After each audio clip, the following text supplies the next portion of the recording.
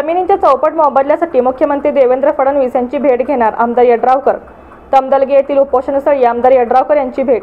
राष्ट्रीय महामार्गासाठी संपादन करण्यात येणाऱ्या जमिनींच्या 4 पट मोबदल्यासाठी लवकरच मुख्यमंत्री देवेंद्र फडणवीस यांची भेट घेऊन सकारात्मक चर्चा करू, तसेच शेतकऱ्यांना न्याय मिळवून देऊ, असे आश्वासन आमदार राजेंद्र पाटील यड्रावकर यांनी दिले।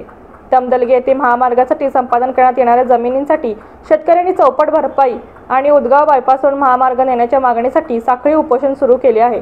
या उपोषणस्थळी आमदार यड्रावकर यांनी भेट देऊन शेतकऱ्यांशी संवाद साधला। शेतकऱ्यांनी आपल्या समस्या आमदार यड्रावकर यांच्यासमोर मांडल्या। त्यांनीही शेतकऱ्यांच्या मागण्यांना पाठिंबा देत लवकरच शासन दरबारी पाठपुरावा करून योग्य तो न्याय मिळवून देण्याचे आश्वासन दिले।